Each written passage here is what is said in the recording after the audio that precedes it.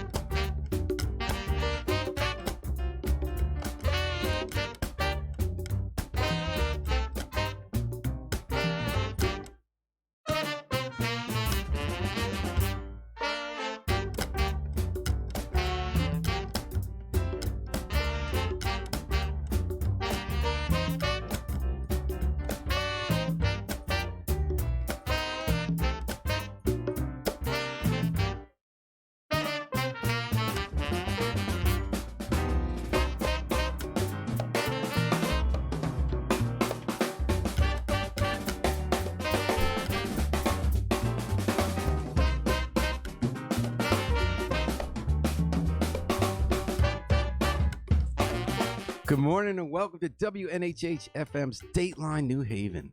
I'm your host, Paul Bass, inviting you to look behind the headlines on the stories that make our community tick. Emily Byrne makes New Haven tick as the new driver behind the wheel of one of the state's great advocacy and research organizations, Connecticut Voices for Children.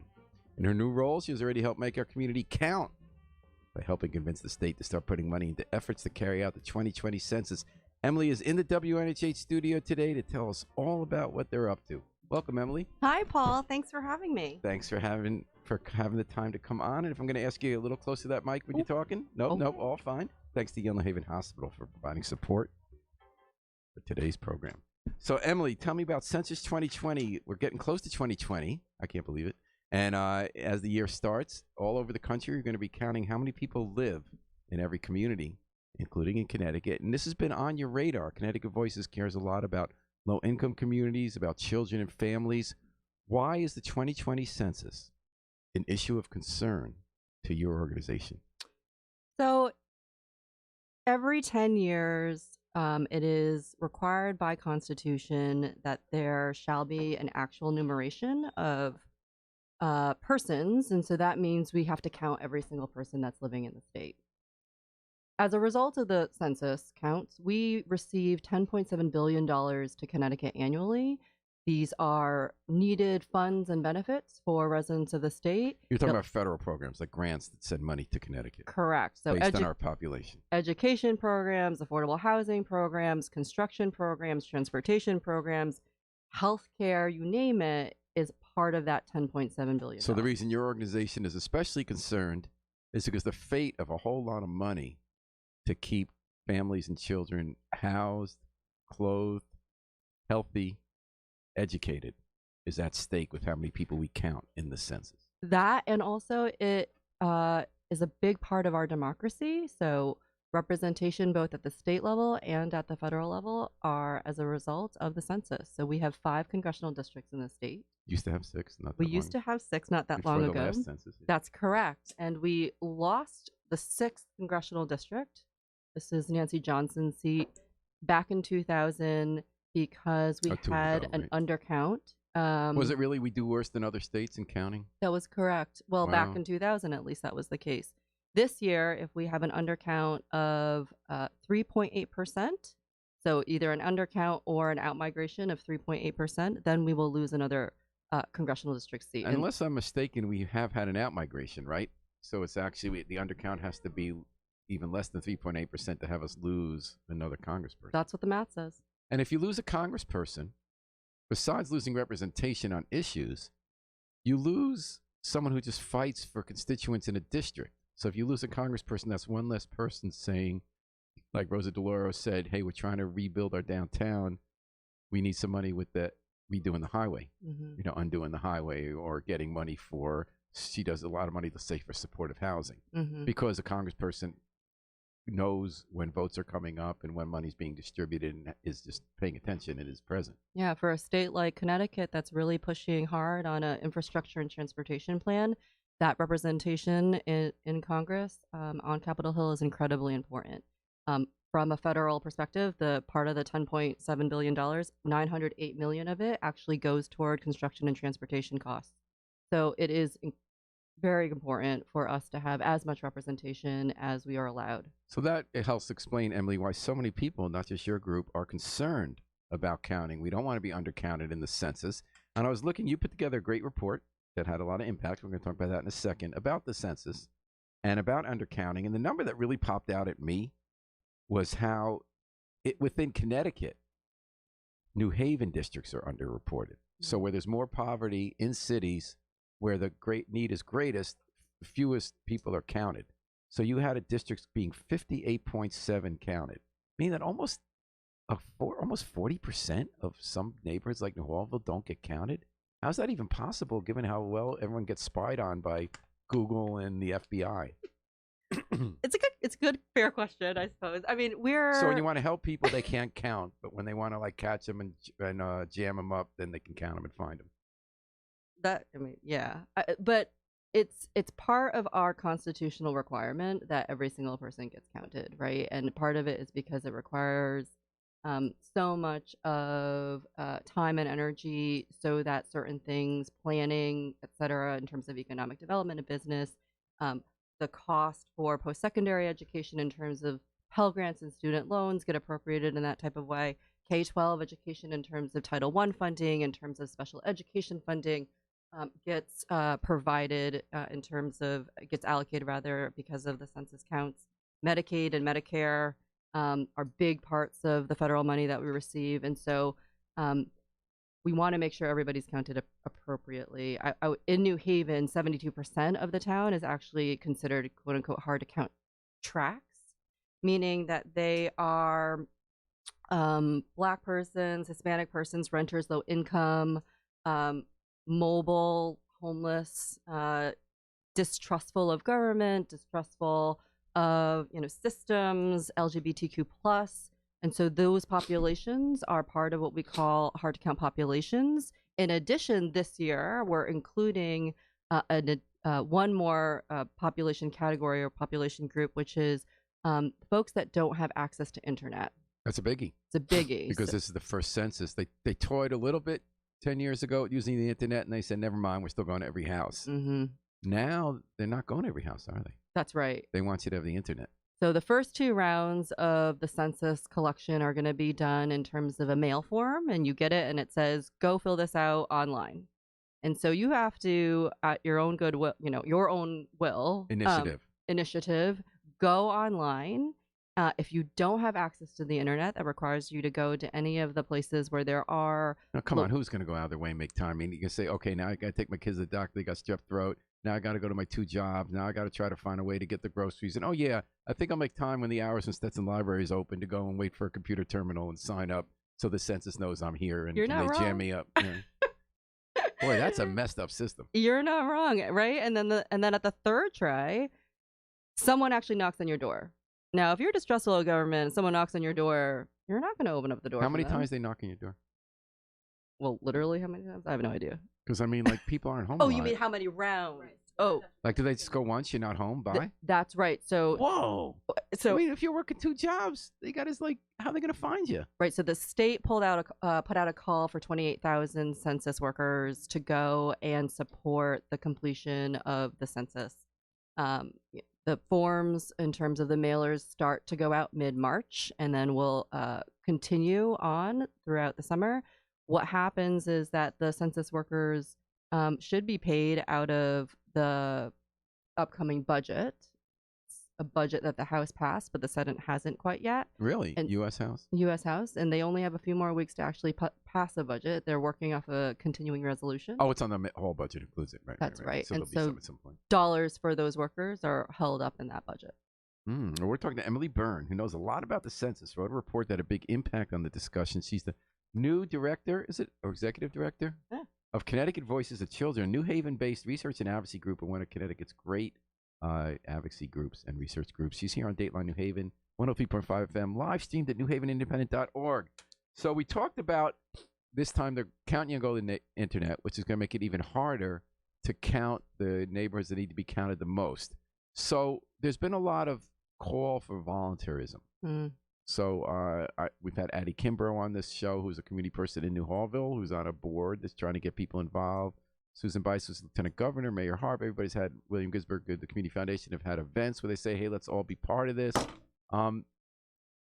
Your report that you put out, I guess, it came out October 35th, I think, 30th, about the census, said that something else is needed.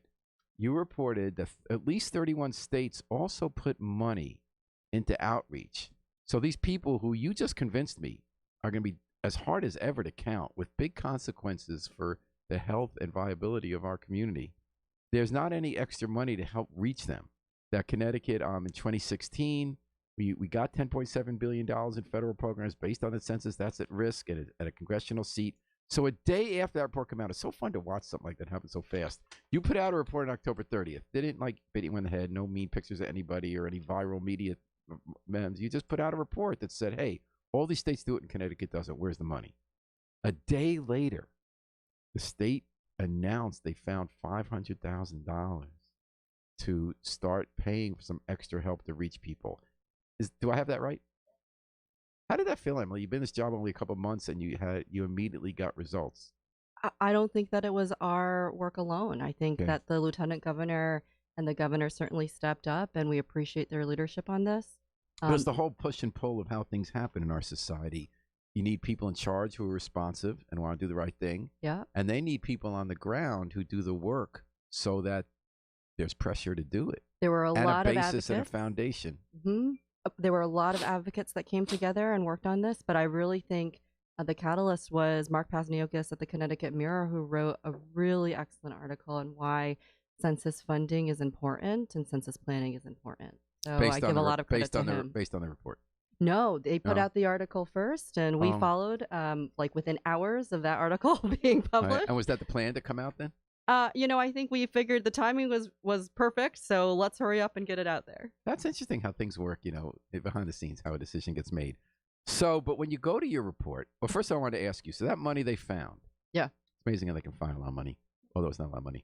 That money's coming from the Department of Social Services, Department of Mental Health and Addiction, Office of Early Childhood, and Department of Public Health. They said, hey, we could find $500,000 in 5 minutes that we didn't know was there. But they took it from the very agencies that do the work that your organization wants to have more funding. So was it the right place to take the money from? Are you concerned that in our quest to have more people counted so more help can come from government, we lost some help from government? I think the leadership is really important, and putting money into the census is critical. So, yes, I do think it was the right thing because we're trying to preserve at least the $10.7 billion that will go back into those departments. So it's a good and investment. Ultimately people. It's a good investment. Absolutely. But we also would like some additional dollars infused into this one. So it's $500 million from the $500,000 from the state and $500 matching from philanthropy. We're hoping that we close that gap a little bit so that we can have $3.7 million out on the streets. Well, so 3.57. 3.57. To match the 3.57 million people in Connecticut. That's exactly right. So we have 3.57 million people in Connecticut. Mm-hmm. And you're saying we should have spent at least $1 per person. That is best practice. And that is what our neighboring states who have put some money into have put into at least. Mm-hmm. And so when you're counting how much money, you're counting both government and philanthropic money. That's right. So we're at $1 million. We're at $1 million. I'd say we're probably at $1.6 million, 1.6, because philanthropy has actually, they were the vanguard of all this. They Hartford Foundation had put in well over $400,000. The Community Foundation for Greater New Haven put in $50,000 specifically to fund New Haven. Fairfield County's Community Foundation specifically put in money to fund Bridgeport. The Connecticut Community Foundation, which is located in Waterbury, specifically put in money to support Waterbury activities. And so there are pockets of philanthropy across the state that have really stepped up in Have New Haven philanthropy gotten any yet? way. Yeah, so the Community Foundation for Greater New Haven promised $50,000 before the announcement to fund census activities within New Haven. Mm-hmm. I think there's $500,000 match, which I understand is going to be a mix from an array of philanthropic partners to match the state $500,000. But I think there needs to be more money that is provided to make sure that everybody is actually counted. So it sounds like you're trying to be realistic because when you looked at the Fiscal Policy Institute and Census Counts, they have a tool. Yeah. It shows that we would really need 6.16 million to reach, which is a more important number, 746,000 people who are hard to count in our state. Mm-hmm. So you're just trying to like aim high enough that's going to be hard enough reach to get what we can get. I mean, I think the bottom line is, in addition to making sure that everyone is counted, we want to preserve the $10.7 billion that we get on an annual basis, and we're making an educated guess that the 3.57 million to match the 3.57 million people in the state will do just the right amount to ensure that we're focusing on hard to count populations and hard to count census tracts. We're focusing on local complete count planning that will ensure we're reaching these populations and tracts in a really thoughtful way. And one additional thing that I think is really important to note is that there is an estimated 3.3% of a net undercount for children under 5 years old, and this is an issue and concern that supersedes race and gender. For some reason, parents don't want to count their children that are under 5. Huh. And that is What's part that of about? I don't know. Is it tied into how I they think don't it is want to have distrust, yeah. they don't want to have the kids' picture on the internet because they worry about stalkers, things like that? Well, they don't have to do that. They're just putting a number down. No. I mean, in general, does it come out of that same kind of wariness? I would guess so. So Eric Marciano Sr. weighs in. Thanks a lot for listening, sir. Good morning to all. We do all we can to take care of all the children in Connecticut. Tell Miss Emily to keep up the great job for children. You got a thumbs up there, Emily. Oh, thank you. All right. So now, what do we do with this money? So if we get we're partway there, 1.6 million. We're hoping to get all the way to 3.57 million. What's going to be done with that money to reach people who are hard to reach? I think that is a determination that the state and philanthropy need to make. What kind of stuff together. is done? Do you know? Yeah, sure. So in other states like California that put in $100 million, or New York that put in $40 million for Boy, their they're really complete count. investing in getting counted. They sure do. I mean, Wow. the highest population state, right, in the United States is California. Second highest is New York. So I think they are really invested. New York City, as a city alone, put in $40 million. And they are, because of an array of factors, they're trying to ensure that everybody is counted in a proper way, because it does mean so much money for them as well.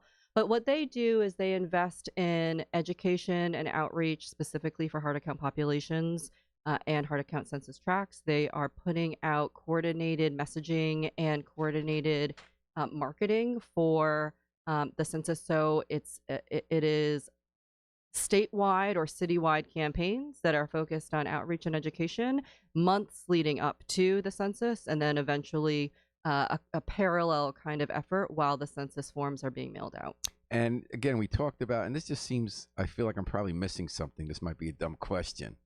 So if the populations that are hardest to reach, they have little kids, they live in the poor neighborhoods, they're off the grid with computers, wouldn't it make sense to hire people who live in those communities and live the exact same way, or are neighbors of people who live the exact same way and know them face to face to enlist them in the effort? That is what the Census Bureau is trying to do when they hire part-time census workers. So they're trying and they need the jobs in those neighborhoods. They're trying, exactly. They're also trying to enlist those folks so that they know where to go and who to count and who needs to be counted.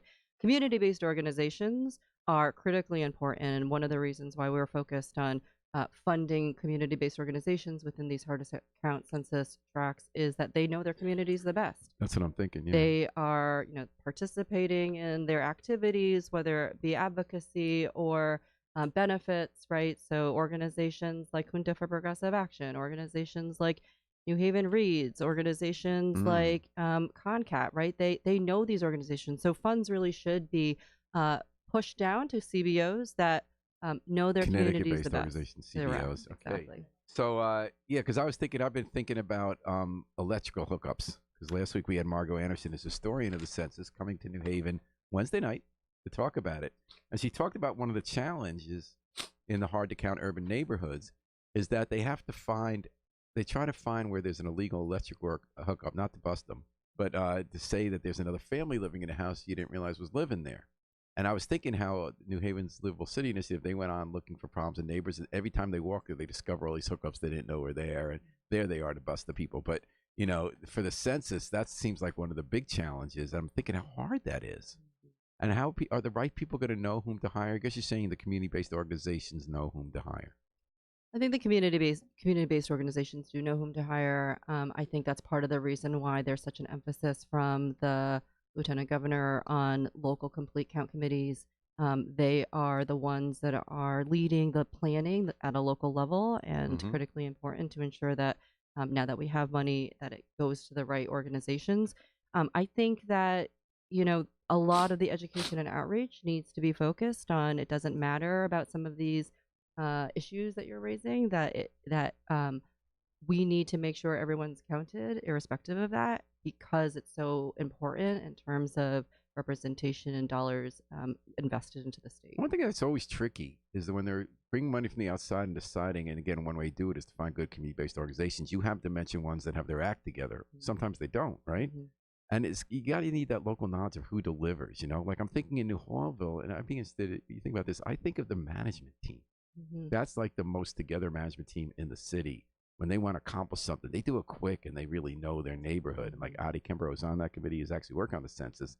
And I'm wondering how in some neighborhoods it might be the management team that you have to find the right people who know people on the ground and are good at getting stuff done. It's a great challenge. I think the management teams, I think faith-based organizations, I think sororities and fraternities that are doing together. Community work. Sororities Absolutely. and fraternities are definitely together. And that's interesting. It's a good challenge because even though in New Haven we're undercounted more, which is such a problem, we also have this great, what some people call civic sinew. This is kind of a silly, wonky phrase. We have all these great kind of community-based people, not necessarily official groups, who get a lot done. You want to hope you can tap into them to pull this together. Yeah, I mean, census is one of those things that people really understand. This is how my government works for me. And so as a result of it, they actually respect and understand why government would allocate dollars for it.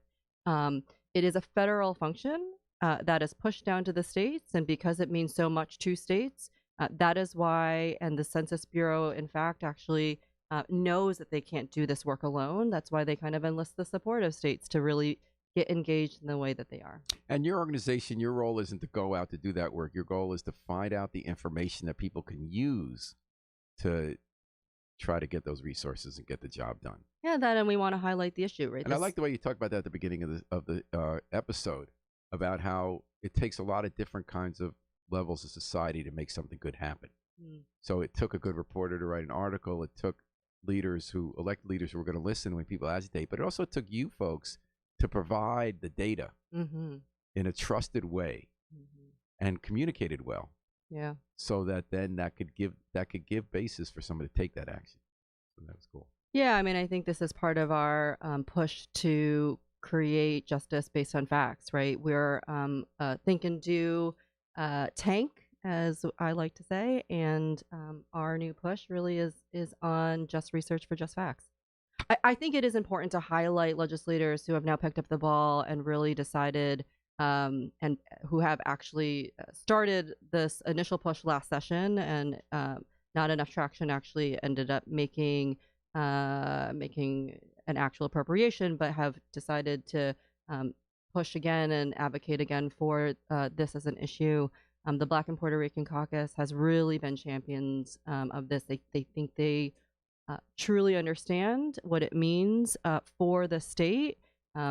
Communities of color, particularly black and brown communities within Connecticut, I think really have a continuous and historical struggle and fight to be seen and heard. And that is why the census, I think, is so important to communities of color. So yay for the Black and Puerto Rican Caucus for being such incredible champions. And actually, did you know that in Maryland, in Prince George's County, the NAACP has filed a lawsuit against the federal government because they believe that they've not done enough to support census implementation. Oh, that's interesting. Isn't it? Emily Burns telling us all about that. She's from Connecticut Voices of Children, one of the voices calling for greater effort, including backed up by money, to make sure we're all counting the census. You're hearing her on Dateline New Haven, 103.5 FM, live streamed at newhavenindependent.org. So before we go, what are the next steps? What do you want people to do who are listening, whether they are just citizens, advocates, or people who make laws? What are the next steps? I think the local complete committees are incredibly important. And so if you're leading or if you're participating, really create the space for more planning to occur. Use those local complete count committees to push on comprehensive strategy and funding. I think in order for everyone to be counted, it really is going to be important for a special session to occur. Now, this could be a special session that happens within the next couple of weeks to allocate additional resources, or it could be a concurrent special session with when session starts in February. Because wait, it's a regular session in February. It's a regular session in February, but there could potentially be a concurrent special session that happens, meaning that within a week, this becomes an issue, it's voted on, and then money can move out the door. So this is something I just learned new. I didn't know about that. So when you have a special session legislation going on, which I guess we're going into an even number of years, so it'll be shorter. So they try to get done by the end of April, if I'm not mistaken. But that it takes that long for matters to go to a committee, get a hearing, then get brought up in the last 7 seconds when everyone fights about who's going to vote before it ends. So you're saying there's a mechanism to create a special session where something is fast-tracked? It would be a concurrent special session with the regular session. And why can't they just do that in a regular session saying we're fast-tracking it? We're going to have a hearing tomorrow and a vote the next day. They could do that too.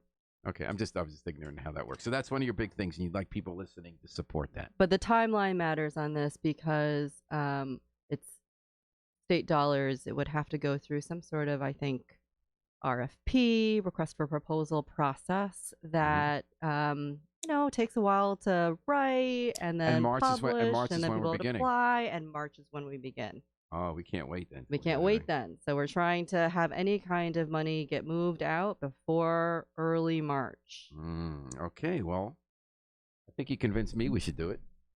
So maybe you've already convinced some other people. Emily Byrne, welcome to your new post. You've done a lot over the years in New Haven at many different issues, many different groups, and now you got a new challenge here with Connecticut Voices for Children, and you're off to a great start. Thanks so much, Thanks Paul. for joining us today in WNHA. Thanks for the man behind the controls, Brian Slattery, filling in for Harry Dross, is off this week. Brian, thanks for getting those comments up in the show on all our many platforms, including many I've never heard of. We're going to take it out with the Afro-Semitic Experience performing I Wish I Knew How It Would Feel to Be Free from the group CD, A Plea for Peace. This is Paul Bass, inviting you to fly free with us all day and all night at WNHH, New Haven's home for community radio.